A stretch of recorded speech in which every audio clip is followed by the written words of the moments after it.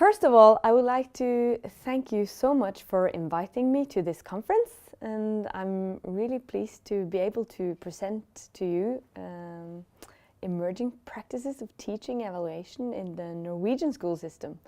I'm really sorry that I couldn't be present, but I hope that I will get another chance some other time.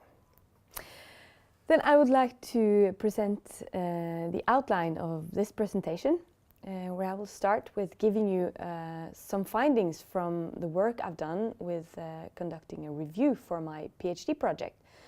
So I would present some previous research on the field of teaching evaluation. I would then give you a short background for the Norwegian context, teaching evaluation in Norway, briefly about the concept itself, and some findings and status on the current practices. I would also like to draw up some possible tensions within the field, because the question is eventually how to balance control and trust. In the end of this presentation, I would also like to present to you my PhD project briefly with the research questions. So, what does previous research say about teaching evaluation? Well, we have three different strands, actually, of literature, as I've seen from the review as of now.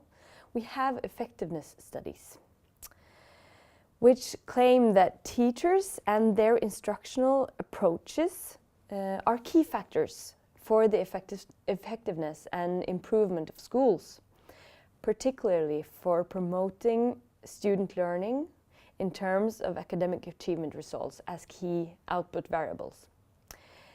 And these effectiveness studies seem to support policies and tools initiated by governments to assess teachers' work, because it's based on simple facts, so to speak. These effectiveness studies also support the use of value-added models to some degree. Value-added models are models where you measure student achievement results previous and after the teacher has instructed the class. So there you can see the value added to the student achievement results through the teacher. These models are mainly found within high-stakes contexts, which, for instance, you can find in the United States, in Britain, UK, and also in Chile, and Portugal has also been doing some of these models. And high-stakes context is explained by teachers, for instance, getting bonuses, or on the other hand, being fired for their results. High or good results lead to bonuses, and the opposite, you can get fired for not achieving results within standards, expected standards. But you have some critics of these effectiveness studies and this effectiveness tradition. Because research on effective schools has, since the 60s and since the Coleman report, which was published in 1966, shown that even complex statistical measurements based on standardized tests can only explain around 10 to 15% of the performance differences between students and their development. And the remaining percentage is attributable to circumstances beyond the school's control, like social, economical background, for instance, which is a long-standing finding. Also within the Norwegian context, I've been working a bit with dropouts in Norway, and we see the exact same trends in Norway. Social, economical background is the main variable for achieving outputs. And Linda Darling-Hammond and Chloe Bollard, for instance, are highly critical, and they wrote several articles on the topic. They're highly critical towards the use of these value-added models because of the statistical flaws.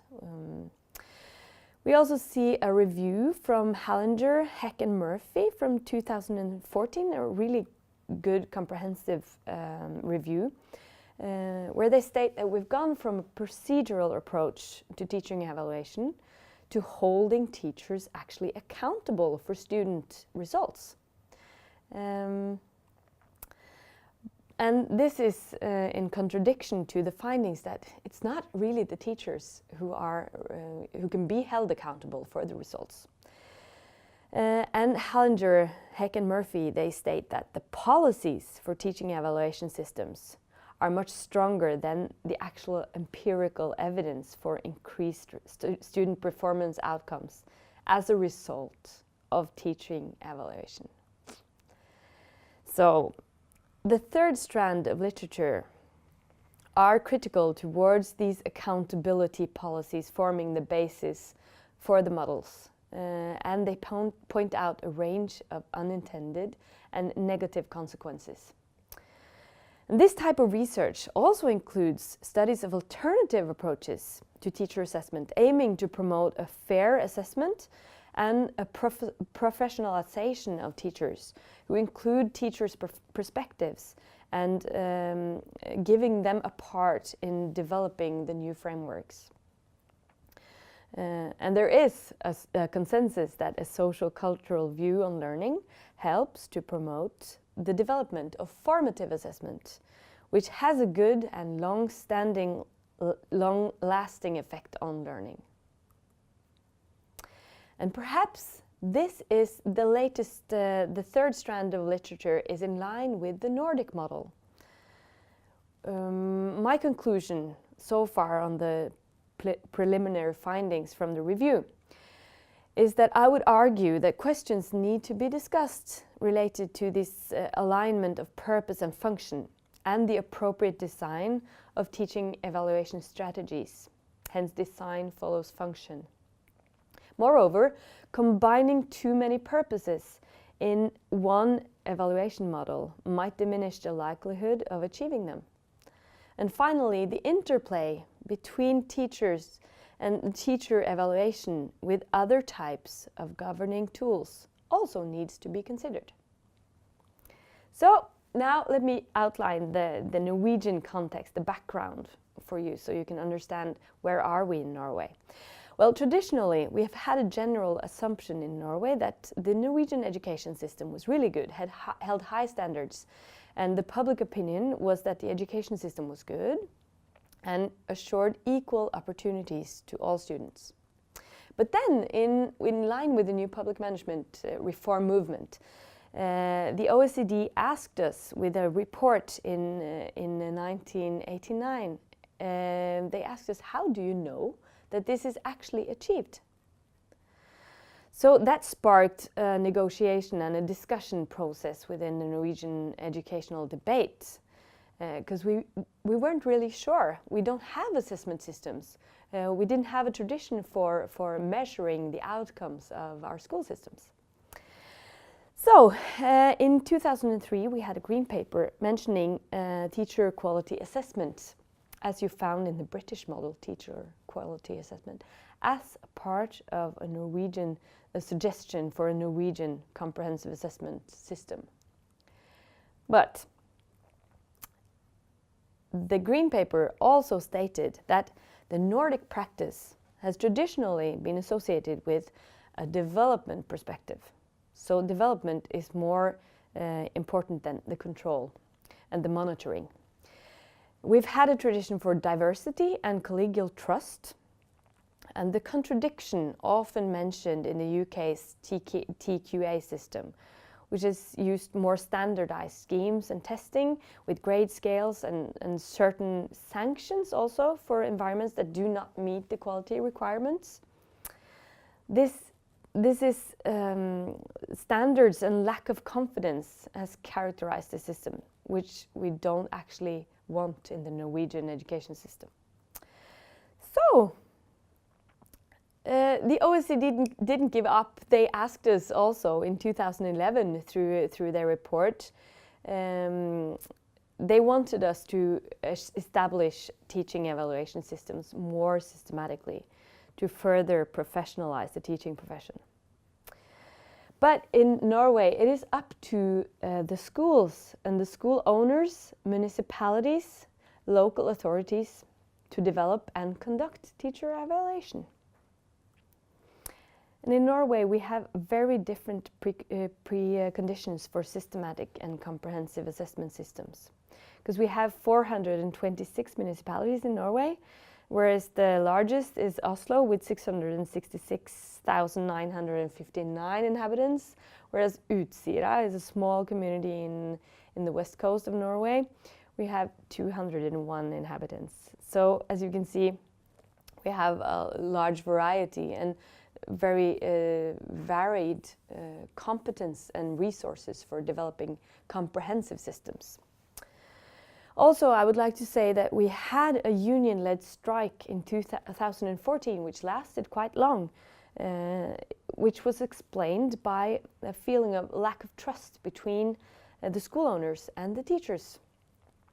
It was also explained as a struggle to defend the teacher profession's uniqueness and to let the teachers be teachers. So we've had our controversies in Norway also. There's also been attempts from the government's national education authorities to raise the standards through raising the reputation or the status of the teacher teaching education and teacher profession. So they commissioned in 2009 a commission to increase the quality and status of the teaching profession, teacher education and school leadership. And this was called GNIST, which can be translated into Spark. And this is a partnership for coherent and comprehensive effort for teachers in Norway. It was led by a colleague of mine, Professor Eivind Elstad at the University of Oslo. And it was consisting of a number of stakeholders, including teacher education institutions, school owners, where you had municipal and county governments, unions, teacher, student and school leader unions, and the national authorities. And in 2013, this GNIST partnership was asked to explore the conditions for establishing a system for teaching evaluation in Norway. And at the same time, the Knowledge Center for Education was asked to give a synthesis of the field. So what are the findings on the status in Norway from these two projects? Well, first of all, we had a heated debate on the use of the term teacher evaluation, which was the initial term used. Because the teacher unions wanted to change it to teaching evaluation, because it's actually the teaching or the instruction practices that you want to evaluate, not the teacher himself. So there was a consensus after quite a bit of debate. But they found out that teaching evaluation in Norway is not very common, and it's so new that we lack empirical research on the field. So far, there are no governmental comprehensive strategies or frameworks for conducting practices. It is still up to local municipalities to establish the systems for teaching evaluation. The only central given document on the topic is a guide for student evaluation of instruction. And it was made in 2009 by the students' organizations, the Norwegian Association of Local and Regional Authorities, the Norwegian Directorate for Education and Training, and the Union of Education in Norway. We also find that there is limited knowledge about how the teacher profession in Norway responds to accountability policies. So how are the practices in Norway today? We can see that there is a prominent and increasing use of this student evaluation of instruction, which I told you about. There is a guide for this. But this is related to upper secondary schools, mainly. We also see that you have a phenomenon called school walkthrough, which you probably are familiar with. We have inspections by superiors, even principals, leaders at the intermediate level, internal or external experts who conduct inspections of your instruction.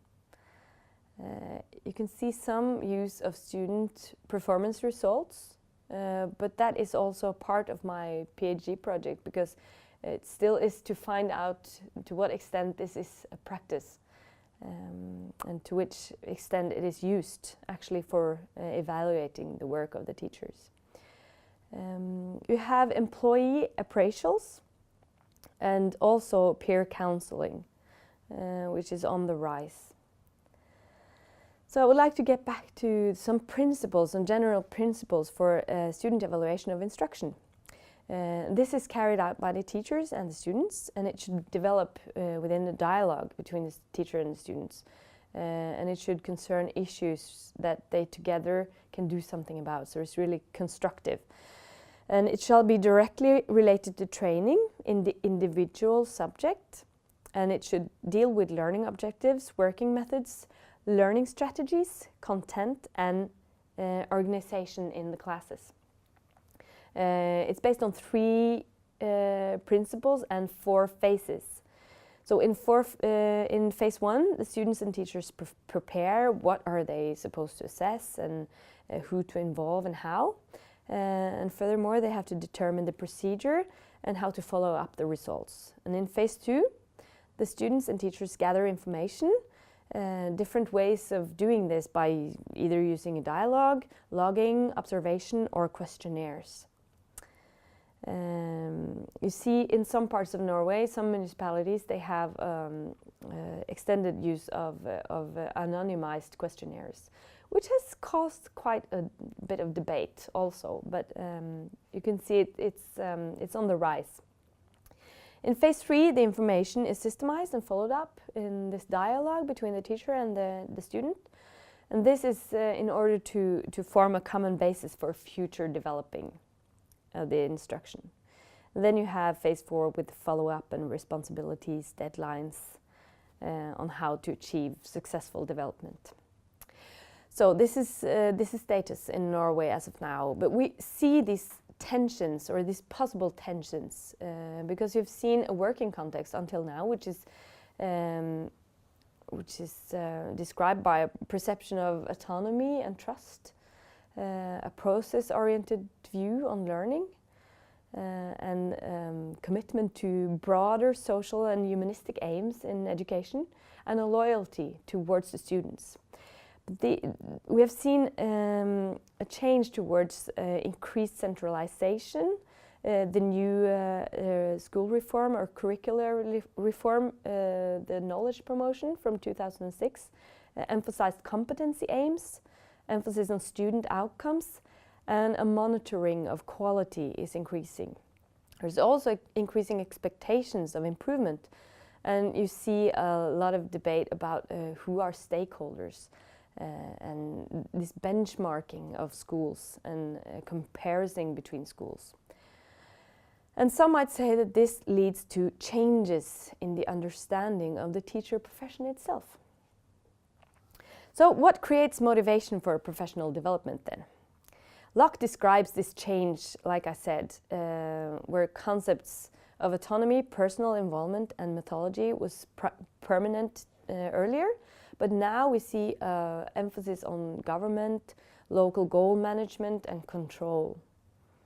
But there is a distinction, a really important distinction when developing teaching evaluation systems.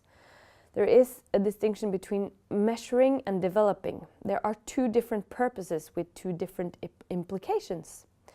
Different assessment systems will have different designs according to purpose. And international research shows that average grade ranking systems can work well for performance-oriented teachers, while other teachers might experience these rankings as competitive and destructive for the motivation to work and to develop. Self-efficacy, as you probably are familiar with, Bandura's term, is linked to motivational theory that emphasizes the qualities of inner motivation as found, for instance, in Deci and Ryan's self-determination theory, in which autonomy, belonging, and competence create a link between perceived competence and motivation for development. I would also like to mention Firestone's article from 2014, Teacher Evaluation Policies and Conflicting Theories of Motivation, where it states that psychological research suggests that extrinsic rewards, like bonuses for instance, sometimes drive out intrinsic ones. So the question is how to balance control and trust. There is solid international empirical support to claim that one of the most important prerequisites for the implementation of teaching evaluation is a collaborative partnership based on mutual relational trust. So, in the Norwegian context, this trust will have an impact on how and whether the evaluation system who is now developing can function properly, which is mainly to contribute to professional development and better education for better learning outcomes. So this is where we stand in Norway. This is what research tells us, and combined with the Nordic model, we see that, and we hope that that we will see a development that is going in the right way in the Norwegian context. So I would like to shortly tell you about my PhD project. What are my research questions? Well, the overarching one is to find out what characterizes these emerging practices of teaching evaluation in the Norwegian schools with regards to accountability and motivation for professional development. So I would like to find out this through investigating to what extent and for which purposes student results and grades are used in evaluation of the teacher's work. And secondly, how are tools and information sources for teaching evaluation mediated and put into play by teachers and school leaders? And how are these practices of teaching evaluation perceived and negotiated by teachers and school leaders? So I hope this has given you something to think about, and hope it was a contribution that you can use. And I would like to say thank you for your attention and good luck with the conference.